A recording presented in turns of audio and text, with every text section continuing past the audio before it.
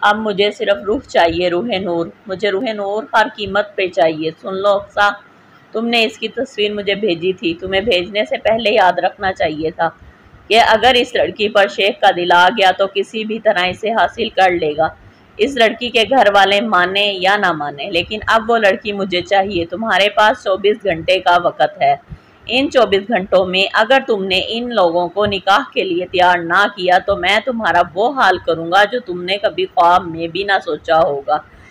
شیخ صاحب میں ہر کوشش کر چکی ہوں لیکن اس کی سوتیلی ماں اسے بھیجنے پر تیار نہیں ہے، یہاں تک کہ میں نے یہ بھی بتا دیا کہ آپ اسے 30 لاکھ دینے کو تیار ہیں، لیکن وہ ماننے کو تیار ہی نہیں۔ مجھے سمجھ نہیں آ رہا کہ میں کیا کروں، لیکن آپ کہتے ہیں تو میں ایک اور کوشش کر لوں گی۔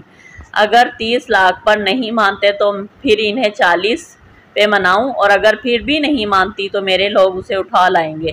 اور یاد رکھنا، اس وقت صرف وہ لڑکی نہیں بلکہ تمہاری بیٹیاں بھی ساتھ ہوں گی۔ شیخ کے بات نے اقصیٰ کے رونگٹے کھڑے کر دیے۔ ایسا بھی کیا ہے اس لڑکی میں کہ شیخ اس پر اتنے پیسے لٹانے کو تیار ہے؟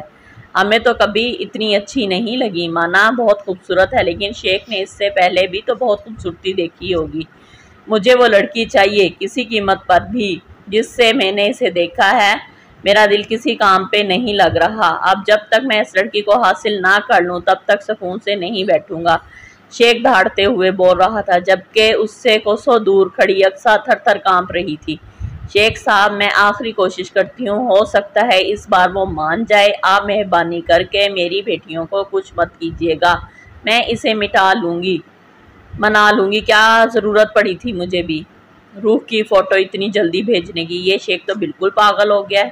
ٹھیک ہی کہتی ہے تنظیم، ایک نمبر کی فسادن ہے، یہ اپنے ساتھ ساتھ میری بیٹیوں کو بھی پھنسائے گی منحوس۔ صبح ہوتے ہی پہلے تنظیم کے گھر جاؤں گی۔ شیخ کا فون بند کر کے وہ تنظیم کے گھر جانے کا پلان بنانے لگی۔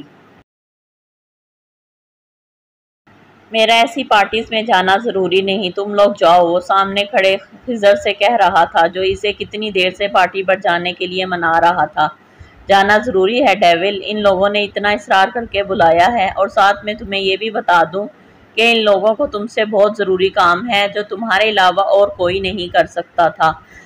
خضر کا ارادہ آج پکا اسے اپنے ساتھ لے جانے کا تھا۔ کام ان کو ہے، مجھے نہیں۔ پیاسا خود کنویں کے پاس آتا ہے، کنواں پیاسے کے پاس نہیں جاتا۔ پیاسے کے پاس انہیں اگر مجھ سے اتنا ہی ضروری کام ہے تو آ کر مجھ سے مل سکتے ہیں، لیکن اپائنٹمنٹ لے کر اگر میرا ارادہ ہوا تو میں ملوں گا۔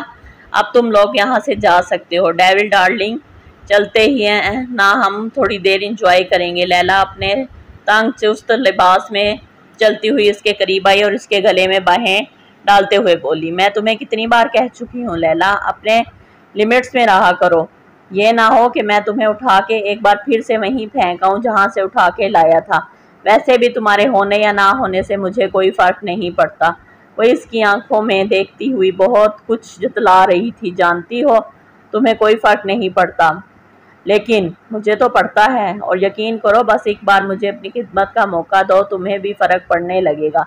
لیلا اس طرح کی گفتگو صرف ڈیول کے ساتھ ہی کرتی تھی اور کسی بھی میں اتنی ہمت نہ تھی کہ لیلا کے سامنے زبان بھی کھول پائے۔ بند کرو اپنی بکواس اور نکلو یہاں سے، خبردار جو آئندہ اس لہجے میں مجھ سے بات کی، ایک بات کان کھول کر سن لو، تمہارے ہونے یا نہ ہونے سے مجھے کوئی فرق نہیں پڑتا اور نہ ہی آگے زندگی میں کبھی پڑے گا۔ تمہیں اپنے ساتھ رکھ کے میں کچھ خوش بھی نہیں ہوں، اس لیے بہتر ہوگا جتنا جلدی ہو سکے اپنا بوریا بستر سمیٹو اور میری نظروں سے دور ہو جاؤ، کیونکہ اگر میں نے دور کیا تو شاید تم دنیا سے ہی دور ہو جاؤ۔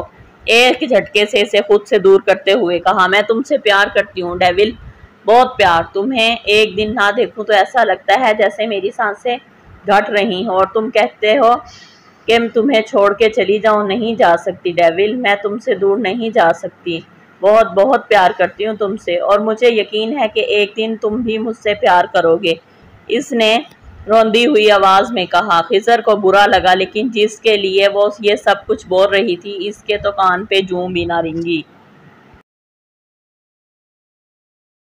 میری زندگی میں لڑکی کا وجود کوئی اہمیت نہیں رکھتا لیلا، مجھے کبھی کسی عورت سے محبت نہیں ہو سکتی، میں ہر عورت کی عزت کرتا ہوں، تمہاری بھی۔ مجھے عورت اچھی لگتی ہے، ماں کے روپ میں، بہن کے روپ میں، یہ خدا کا تحفہ ہے، لیکن افسوس کہ خدا نے یہ تحفے مجھے نہیں دیے۔ پیار محبت سے میں بہت دور ہوں اور بہت دور رہنا بھی چاہتا ہوں۔ میرے لیے یہ پیار محبت صرف ویسٹ آف ٹائم ہے۔ میں نہیں مانتا کہ ایک انسان کو ایک دوسرے انسان سے اتنی ٹوٹ کر محبت ہو سکتی ہے کہ وہ اس کے لیے کچھ بھی کرنے کو تیار ہو جائے، اور اگر ایسا ہوتا بھی ہے تو یارم کاظمی کو نہیں ہوگا۔ مجھے کبھی کسی لڑکی سے محبت نہیں ہو سکتی۔ آج اس نے بہت دنوں بعد اس سے نرم لہجے میں بات کی تھی۔ اب تم لوگ پارٹی میں جاؤ، بس اتنا کہہ کہ وہ جانے لگا۔ اگر تمہیں کسی سے ایسی محبت ہوگی تو پھر کیا کرو گے؟ آواز اب بھی روندی ہوئی تھی، شاید وہ اپنے آنسوں کو بہنے سے روک رہی تھی۔ نہیں ہوگی، وہ ایڑیوں کے بل گھوم کر بولا۔ اور اگر ہو گئی تو؟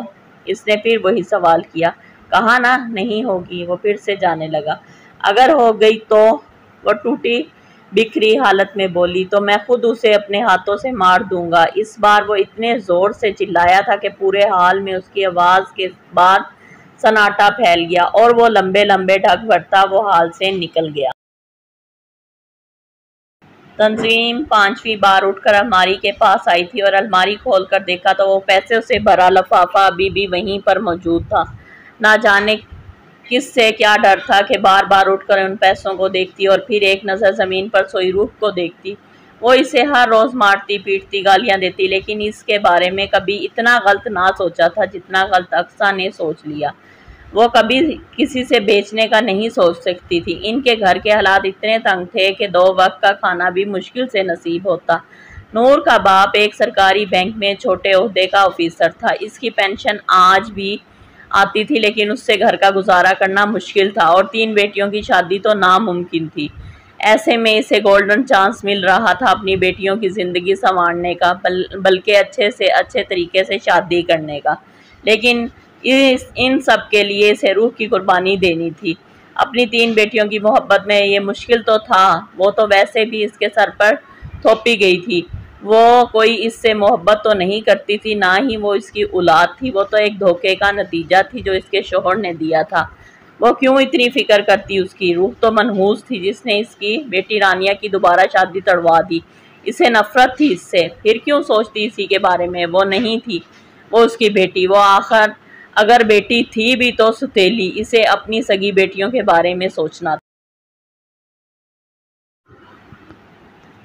شیخ صاحب، میں ان کے گھر جا رہی ہوں آخری بات کرنے کے لیے۔ آپ کی بے چینیاں تو حد سے سوار ہیں، مجھے سمجھ میں نہیں آتا۔ اگر میں نے ان لوگوں کو منا بھی لیا تو روح سے نکاح کے لیے، تو کسے آپ ایک ہی دن میں اسے اپنے پاس لے کے جائیں گے، کیونکہ اس لڑکی کے پاس تو نہ پاسپورٹ ہے، نہ ہی ابھی تک اس کا شناختی کارڈ بنا ہے۔ شناختی کارڈ نہیں بنا، یہ کیسے ممکن ہے؟ تم نے تو کہا تھا وہ 19 سال کی ہے، شیخ نے پوچھا۔ ہاں شیخ صاحب، اس کا کچھ نہیں بنا۔ اس کی سوتیلی ماں نے ضروری نہیں سمجھا اس کا شناختی کارڈ بنوانا، اور کوئی پاسپورٹ بھی نہیں ہے اس کے پاس۔ کیسے لے کے جائیں گے آپ اسے؟ ایک ہی دن میں بتائیں مجھے، آپ صبر تو کریں، مجھے تھوڑا وقت دیں، میں اس کی ماں کو بھی منا لوں گی اور شناختی کارڈ اور پاسپورٹ کا بھی انتظام کروا لوں گی۔ اقصیٰ نے اسے پھسلانا چاہا۔ نہیں، میں مزید انتظار نہیں کر سکتا، مجھے وہ لڑکی چاہیے، اور یہ پاسپورٹ اور شناختی کارڈ کی فکر مت کرو، یہ سب کچھ میں ہینڈل کر لوں گا۔ اسے بہت سارے لوگوں کو بلایا ہے میں نے، شیخ نے اقصیٰ کے ارادوں پر پانی پھیرتے ہوئے کہا۔ ٹھیک ہے شیخ صاحب، میں اس کی ماں سے بات کرتی ہوں۔ اس کی کال بند کرتے ہوئے دروازہ کھٹکھٹایا، اندر آئی تو تنظیم چارپائی پہ بیٹھی تھی۔ ہاں تنظیم، لاؤ وہ میرے پیسے، مجھے واپس کرو جو شیخ صاحب کو واپس کرنے ہیں۔ میں ساتھ میں کرسی پر بیٹھتے ہوئے بولی، میں نے کل رات تمہاری اس بات کے بارے میں سوچا اور یہی فیصلہ کیا کہ مجھے میری بیٹیوں کی زندگی سنوارنے کے بارے میں سوچنا چاہیے۔ تنظیم نے تحمل سے کہا۔ مطلب تم روح کا نکاح کروانے کو تیار ہو؟ اقصیٰ خوشی سے چہکتے ہوئے بولی۔ ہاں، میں روح کا نکاح کروانے کے لیے تیار ہوں، جب تم چاہو۔ مولوی اور شیخ کو لے کے یہاں آ جاؤ، ہم نکاح پڑھوا دیں گے، تمہیں فکر کرنے کی ضرورت نہیں ہے۔ مولوی صاحب کو میں لے آؤں گی اور شیخ صاحب فون پر ہی نکاح کریں گے، اس کے بعد اسے ہم دبئی بھیج دیں گے۔ اقصیٰ نے اسے جلدی بتانا شروع کیا۔ لیکن روح اتنی جلدی نہیں جا سکتی، کارڈ اور پاسپورٹ بننے میں تو ٹائم لگے گا، تنظیم نے کہا۔ ارے نہیں، اس کے پاس بالکل وقت نہیں ہے، وہ اسے ایسے ہی لے جائے گا۔ اقصیٰ نے ناک سے مکھی اڑائی۔ ایسے مطلب غیر قانونی طریقے سے؟ تنظیم نے پریشان ہوتے ہوئے کہا۔ ارے ہاں، اور فکر مت کرو، شیخ ایسا پہلے بھی کر چکا ہے اور وہ کئی لوگوں کو ایسے لے جا چکا ہے، اس کے لیے کوئی بڑا مسئلہ نہیں۔ اگر کچھ الٹا سیدھا ہو بھی گیا تو ہمارا نام کہیں نہیں آئے گا۔ اب تم رانیہ کی شادی کے بارے میں سوچو، میں ذرا شیخ کو خوشخبری سنا کے آتی ہوں۔ روح چائے بنا کر لائی تو اقصیٰ اٹھ چکی تھی۔ روح تو کل تیار رہنا، کل میں مولوی صاحب کو لے کے آؤں گی، کل تیرا نکاح ہے، دبئی جائے گی تو؟